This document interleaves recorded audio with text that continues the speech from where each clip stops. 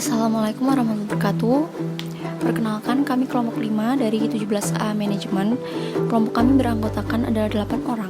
Yang pertama ada Mbak Sela Puji Hartanto, yang kedua ada Mas Tio Wibisono, yang ketiga ada Mas Dimas Faris Yusuf, yang selanjutnya ada Mbak Aprilia Dewi Tiarsari, yang kelima Dewi Paramitasari, keenam ada Mbak Risalah Fatimah Zahra, ketujuh ada Aida Nur Sulistiawati, dan yang terakhir adalah saya, Padian Farhania dan Rom, yang akan mempresentasikan hasil diskusi dari kami yang berjudul Kerangka Inovasi. Oke, yang pertama adalah pentingnya model bisnis. Model bisnis merupakan penghubung antara teknologi baru dan kesuksesan komersial. Model bisnis menyediakan platform agar penemuan bisa memberi keuntungan pada pelanggan dan perusahaan, memberikan nilai pada pelanggan, dan memberikan keuntungan pada perusahaan. Menurut Alexander Osterwalder dan rekannya, mendefinisikan model bisnis sebagai gambaran tentang bagaimana sebuah perusahaan mengadakan, memberikan, dan menangkap nilai. Mereka mengidentifikasikan 9 blok utama yang selalu ada di model bisnis. Blok-blok tersebut adalah proposisi nilai, segmen pelanggan, hubungan pelanggan, saluran, mitra utama, kegiatan utama, sumber daya utama, aliran pendapatan, dan struktur biaya. 9 blok ini penting untuk memberikan keberhasilan setiap ide produk atau penemuan. Investor harus mencari tahu setiap elemen dari model bisnis mereka agar bisa meraih kesuksesan. Berikutnya adalah air terjun dan silo. Praktik manajemen ini meresap dan mengakar ke dalam budaya perusahaan melalui 4 elemen kunci. Yang pertama, para pekerja di perusahaan, kemudian struktur yang dibuat bagi para pekerja. Yang ketiga, proses yang digunakan untuk memberikan nilai, dan KPI yang menilai pekerjaan mereka. Dalam konteks seperti itu, inovasi dikelola melalui metodologi air terjun tradisional. Jadi, langkah pertama adalah ada beberapa bentuk ideasional, atau misalnya seperti kompetisi ide. Setelah itu, tim dengan ide-ide yang terpilih diminta untuk membuat rencana bisnis yang kompleks dan komplit sebelum menerima anggaran. Jika berhasil mendapatkan anggaran yang dibutuhkan, mereka kemudian membuat rencana kerja untuk produk tersebut dan menghabiskan waktu berbulan-bulan untuk mengembangkannya, karena merekalah yang mengarahkan departemen-departemen terkait di perusahaan. Setelah rampung, produk mereka akan diluncurkan, pemasaran dimulai, dan barulah saat itu pelanggan bisa melihatnya. Slide selanjutnya akan disampaikan oleh saya, Dewi Paramitasari.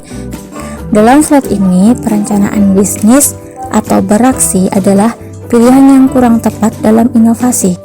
Dalam perencanaan bisnis, biasanya pilihan pertama adalah si inovator menulis 20 hingga 30 halaman rencana bisnis. Ini didasarkan pada pandangan bahwa inovasi adalah suatu proses linier yang direncanakan, dan tetapi hal ini tidak selalu benar. Kemudian perencanaan bisnis ini memiliki pilihan kedua, yaitu sebenarnya juga kurang benar.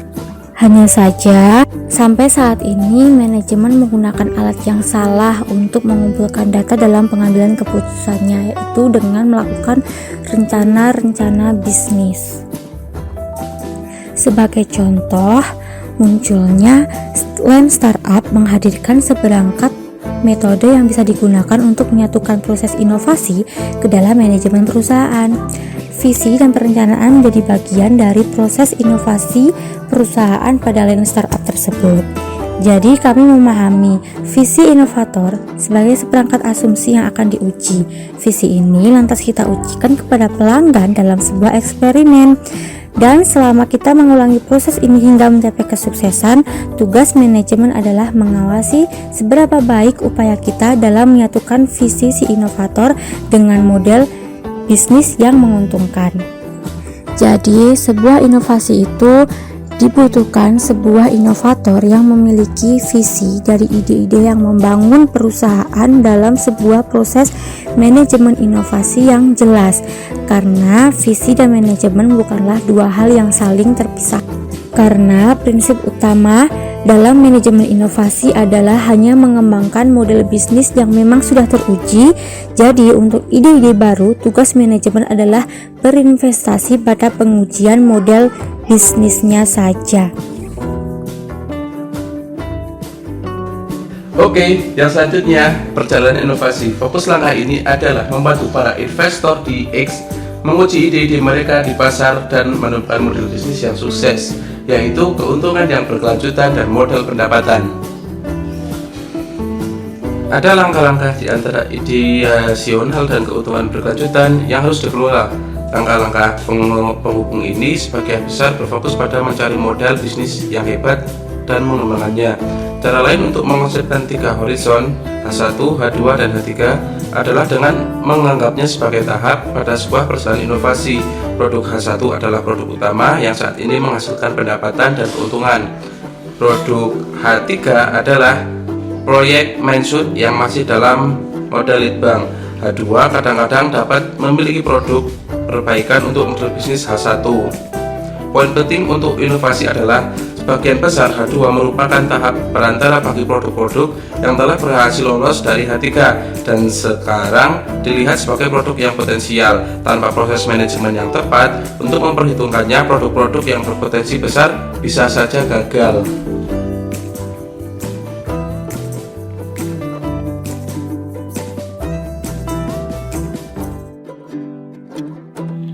Oke, saya Aprilia Dwi Tiarsari akan melanjutkan pembahasan terkait dengan siklus hidup inovasi. Siklus hidup inovasi pada slide tersebut dikenalkan oleh Steve Blank yang menggambarkan 4 langkah dalam siklus hidup inovasi. Nah, terdapat 2 tahap inti dari siklus hidup inovasi. Yang pertama yaitu pencarian dan yang kedua yaitu eksekusi. Selama penemuan pelanggan, visi inovator diterima dan diubah menjadi hipotesis model bisnis. Hipotesis ini kemudian diuji selama pengujian pelanggan. Setelah itu, pemasaran dapat dimulai dengan penciptaan pelanggan. Sementara tim tersebut membangun permintaan konsumen dan mendorong pertumbuhan penjualan produk. Selama tahap terakhir yaitu pembangunan perusahaan, yang mana tim menyelesaikan transisi dari produk startup menjadi produk inti atau eksekusi perusahaan pada model bisnis yang telah divalidasi. Pada tahap pencarian terdapat kata pivot di situ. Pivot di sini dilakukan dengan merubah arah atau strategi, namun dengan tetap mempertahankan visi dari perusahaan itu sendiri. Jadi selama proses pencarian tersebut, kita boleh merubah strategi yang kita miliki, asalkan strategi yang digunakan tersebut berdasarkan pada visi perusahaan yang telah ditetapkan. Yang selanjutnya yaitu gambaran siklus hidup inovasi menurut As Moria dalam buku Running Lean. Moria menjelaskan bagaimana startup dapat menavigasi siklus hidup inovasi dengan bertanya dan menjawab 3 pertanyaan penting. Yang pertama, solusi yang sesuai dengan masalah. Apakah kita memiliki masalah serta solusinya? Apakah pelanggan membutuhkan suatu produk? Apakah kita bekerja untuk mencari sebuah solusi yang memenuhi kebutuhan pelanggan? Dan apakah pelanggan mau membayar untuk solusi tersebut? Yang kedua, produk yang sesuai dengan pasar. Pertanyaannya, apakah kita membuat sesuatu yang orang inginkan? Atau apakah kita menciptakan ketertarikan di pasar? Dan apakah kita telah menemukan saluran yang tepat untuk menjangkau pelanggan dan memberikan nilai? Seberapa baik kita mendapatkan pelanggan dan mempertahankan mereka? Bisakah kita membuat dan memberikan produk dengan biaya yang tepat? Apakah pelanggan mau membayar untuk produk tersebut? Dan apakah model pendapatan kita berkelanjutan? Yang ketiga yaitu pengembangan. Pertanyaannya, bagaimana kita mempercepat pertumbuhan? Apakah kita telah menemukan mesin pertumbuhan yang tepat? Seberapa cepat kita tumbuh melampaui produk sejenis sebelumnya? Seberapa cepat pula kita menambah dan mempertahankan pelanggan baru? Seberapa cepat kita meningkatkan pendapatan? Dan sudahkah kita mencapai break-even point atau keuntungan? Mauriya menyarankan agar tim produk fokus dulu menyelesaikan 2 tahap pertama dari siklus hidup sebelum memasarkan produk mereka. Mauriya berpendapat bahwa tim harus bereksperimen dan mengintegrasinya agar produk bisa sesuai dengan pasar, dan baru mengembangkannya jika produk sudah sesuai dengan pasar. Tahapan lingkungan perusahaan menurut Pearson, Lean Product Life Cycle. Ada 6 tahapan dalam kerangka ini. Yang pertama, ide, eksplorasi, validasi, tumbuh, bertahan, dan berhenti. 3 tahap pertama difokuskan pada mencari model bisnis yang berkelanjutan. Sedangkan 3 tahap terakhir berfokus pada pelaksanaan model bisnis yang tervalidasi. Pada proses ide, tim diharapkan untuk menggambarkan ide produknya dengan perkiraan yang jelas tentang kebutuhan pelanggan dan keselarasan dengan strategi perusahaan. Pada tahap eksplorasi, tim masuk ke pasar dan fokus untuk mengonfirmasi kebutuhan pelanggan, mengembangkan model bisnis, dan mencari fitur penting yang produk tersebut harus dimiliki. Selama tahap validasi, tim mulai membuat solusi, dimulai dengan produk yang layak. Pada tahap tumbuh, tim mengembangkan produk mereka untuk meningkatkan jumlah pelanggan, pendapatan, dan pangsa pasar. Pada tahap bertahan, produk tersebut telah matang dan fokus berubah menjadi eksploitasi dengan mempertahankan pendapatan, profitabilitas, dan kepuasan pelanggan. Tugas tim di sini adalah mengoptimalkan sistem yang telah berjalan sampai mencoba melakukan efisiensi biaya. Saat berhenti, produk segera dihapus dari portofolio sambil memastikan bahwa pelanggan tidak ragu. Oke, yang selanjutnya ada kerangka kerja perusahaan startup yang menggabungkan semuanya. Nah, dari penjelasan kerangka kerja yang sudah dilakukan sebelumnya, ada 3 tahap sederhana untuk inovasi, yaitu mengadakan ide, menguji ide, dan juga mengembangkan ide.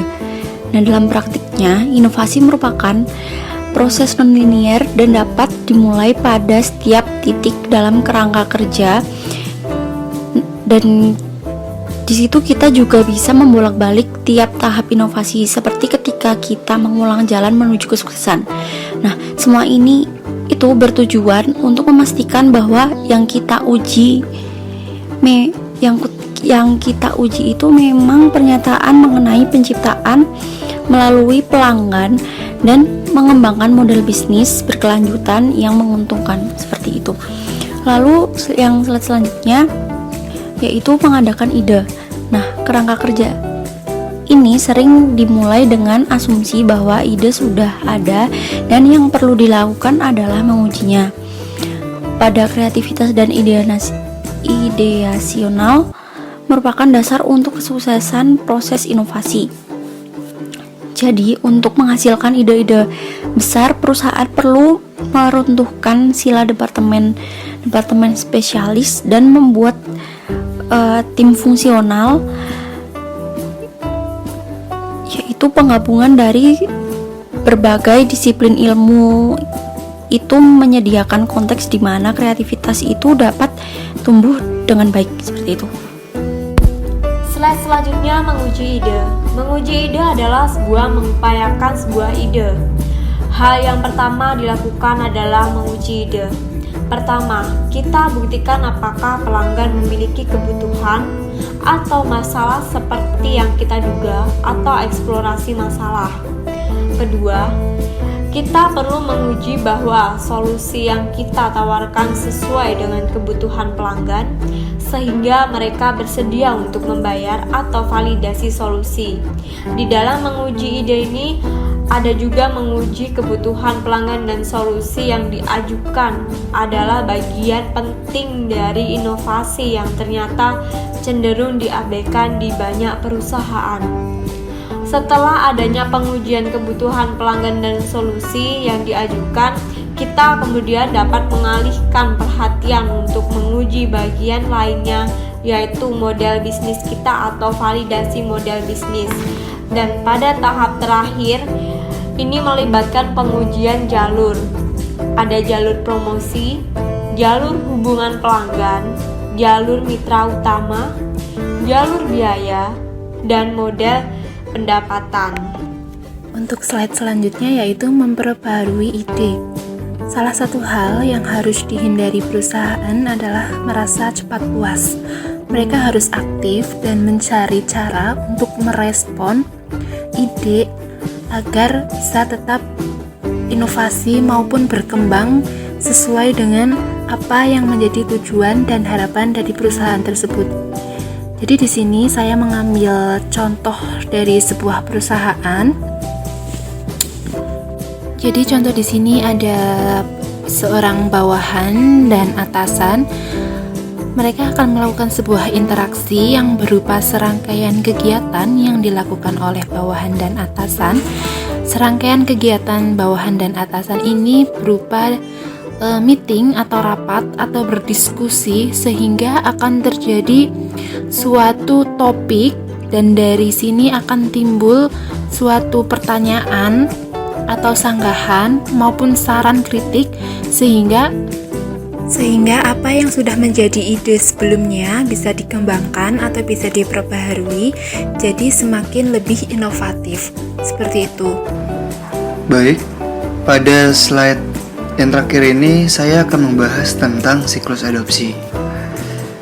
Dalam kerangka inovasi, terdapat siklus adopsi yang dikembangkan untuk membangun ide-ide dan teknologi baru yang menyebar melalui budaya. Contoh dari gambar siklus adopsi itu terdiri dari 5 kategori adopsi inovasi. Yang pertama yaitu inovator. Inovator bersedia mengambil risiko dan mengadopsi teknologi yang mungkin saja akan gagal. Yang kedua, pengguna awal. Pengguna awal juga mengadopsi teknologi baru, tetapi mereka lebih berhati-hati saat memilih daripada inovator. Yang ketiga, mayoritas pengguna awal. Mayoritas pengguna awal akan mengadopsi suatu inovasi beberapa saat setelah inovator dan pengguna awal. Mereka menunggu dulu untuk melihat apakah suatu teknologi baru memang bermanfaat. Geoffrey Moore mengibaratkan jarak antara pengguna awal dan pasar mayoritas pengguna awal yaitu sebagai jurang. Yang keempat, mayoritas pengguna akhir. Mayoritas pengguna akhir ini lebih skeptis dan mereka baru mengadopsi suatu inovasi hanya setelah rata-rata pelanggan sudah melakukannya. Yang kelima, kelompok kolot. Kelompok kolot adalah yang terakhir menghadapi suatu inovasi. Dan orang-orang ini biasanya memiliki keengganan untuk berubah dan mencari tahu apa yang sedang terjadi dan apa yang baru. Dalam kerangka inovasi ini, perusahaan harus menciptakan dan menguji ide-ide bersama inovator dan pengguna awal, atau bisa disebut early evangelist. Dari risiko rusaknya reputasi suatu merek akan lebih kecil jika kita memulainya dengan penggunaan awal. Ini adalah kesempatan untuk menguji pertumbuhan pada daya tarik.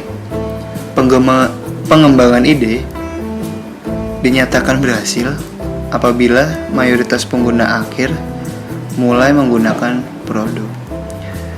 Cukup sekian presentasi dari kelompok kami. Apabila terjadi kesalahan dalam membawakan materi, kami minta maaf. Wassalamualaikum warahmatullahi wabarakatuh.